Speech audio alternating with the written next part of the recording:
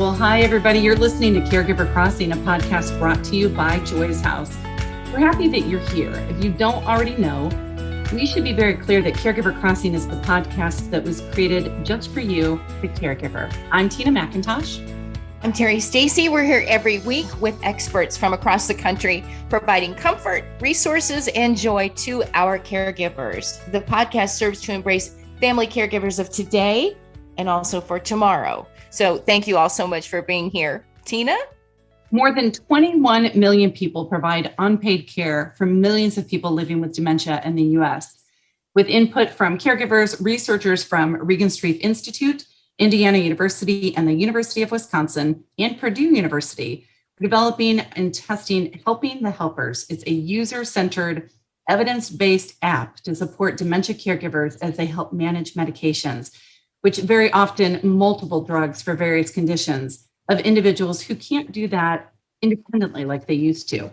In one of the first studies leveraging app-based information technology to help caregivers with this medication management for individuals living with dementia, and with the goal of sharing their research with others who are developing or adapting technology to help caregivers, the Regenstrief IU, Wisconsin, and Purdue research scientists have published the peer-reviewed journal Research in Social and Administrative Pharmacy. And we're joined today by these two wonderful humans. One is a human factors engineer. There are a lot of descriptors I could use for this man. I know him well, and he is just brilliant in his innovation and design, particularly for family caregivers. And that is Dr. Richard Holden. He is with us today. He led the study, and then co-author Dr. Noel Campbell is with us as well. And so welcome to both of you, gentlemen, first of all. Thanks so much for having us. So let's talk about what this is. Terry is so very highly technically driven in her life. Insert her laughing here. I'm sure she's going to have questions for this too. But why is the study, first of all, important to have technology and caregivers and medication management all tied into one? Why did you even enter into this study? Well, I think the answer is in the numbers to begin with. You said, over 16 million caregivers, right?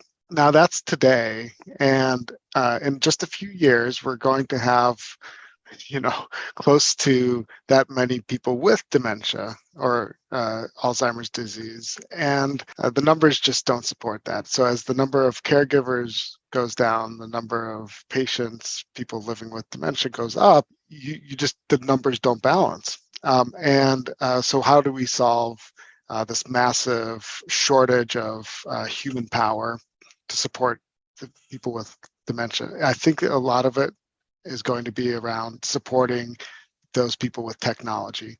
And why technology? Technology is scalable, technology is accessible, and these days more and more affordable, and it's very powerful. So it can do things at the snap of a finger that it might take one of us, days or years to do. Dr. Campbell, there are so many patients with dementia. And so what type of medications are they taking? Are they taking a number of medications a day? Is it just one or two, or that management we talk about?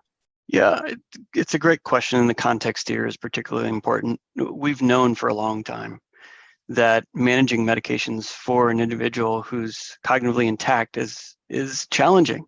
There are a lot of challenges to it. How much you understand, how much you know, how much you can predict, how much you know when to use it. When sometimes you have to make decisions. Should I use it today? Or should I use it tomorrow? So they can be as needed medicines. People with dementia, a lot of people with dementia still are using medicines sometimes to help manage symptoms of dementia, but also to treat a number of other comorbidities like blood pressure. That still has to be treated. Cholesterol, that still has to be treated. Diabetes should still be treated. And so that's complex. And we've known for a long time that it's easy for me to manage my medications, but it's incrementally harder to manage medications for somebody I'm taking care of. And maybe my medications too. So I now have to manage medications for two people. And that's particularly challenging, not just keeping track of when and how much I should take, but also making decisions for, managing symptom burden for my loved one, Do they need a medicine? Do they need one of the as needed medicines today? What's it for? Which one is it? And making sure we do that right is important, because the literature tells us when we do that wrong, it can result in hospital stays. It can result in just bad relationships between me and my loved one. And so our goal here is to support that. And one thing that's particularly novel about this particular project and the use of technology, that I'll piggyback those prior comments, is that we're hopeful that what we can design in this project can help caregiving, not just for that person who lives in your house, but maybe that person who's living 20 miles away, 100 miles away, maybe on a different coast. And that, I think, those are opportunities for us that we're hoping to close. So, Dr. Holden, you might be the one to answer this. When we think about the app, is it easy to use? And I guess, like I'm a kindergartner, can you explain to me what that looks like and how I use it, how it's a benefit to my family? Yeah, well, the good news and the bad news is the app isn't built yet. And one of the reasons that we didn't just go and create it on day one is because we wanted to go through the right process to make sure it is, as you said, easy to use, that it is, meeting the needs that people have, as opposed to some idea that some random designer had. So we go through this process called user-centered design, sometimes called human-centered design, where we really want to understand what are the needs that the user has. We've done that. And then we involve actual caregivers in what we call co-design of the app. And that's the stage we're at right now, co-designing that application together. And then before we're done with the entire project, we're going to do what's called usability testing. And usability testing is where you put the product in front of people to test whether it is easy to use, but also whether it helps people achieve their tasks effectively, and whether it's satisfying, because quite frankly, people don't want to use something that's not enjoyable or satisfying. Now, the reason we do the testing is not to confirm that we got it right, but to see where we got it wrong. And then we go back and we redesign, and then we test and we redesign. We do enough cycles of that we are assured that the product that is going to go out there into the general population is actually easy to use. So while I can't tell you today that it's easy to use, I have a pretty good bet to tell you that it will be when it's done. Yeah, I've met you. I know you do things with the end user in mind. And so I want to say thank you for including the caregivers in the process. There are too many people who are interested in technology that skip that very important step about including the end user in that. So, grateful for that. Are you getting any feedback from those who have been a part of this process yet to say, this is what we need, or giving you any kind of feedback as you're further developing this, or is it just too early to have those conversations? Oh, it's not too early. We're seeing already.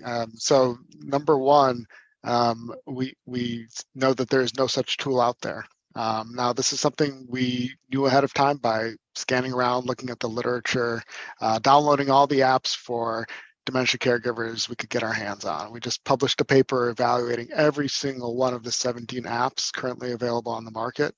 None of them supports medication management for your loved one. So if you're the caregiver helping somebody with medication, it might help you support your medications, keep track of your medications, but it won't help you support that loved one's medications. So what we know that it doesn't exist, but we didn't know. Maybe we could go in and we could ask people, what do you normally do? What do you use? And there's something that people use that we just didn't uncover.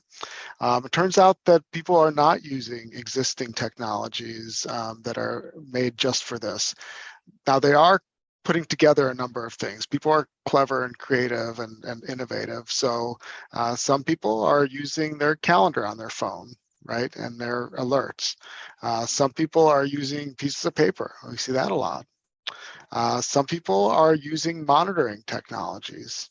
And in fact, some people are using, very sophisticated kind of hardware products pill boxes that are very smart pill boxes and things like that.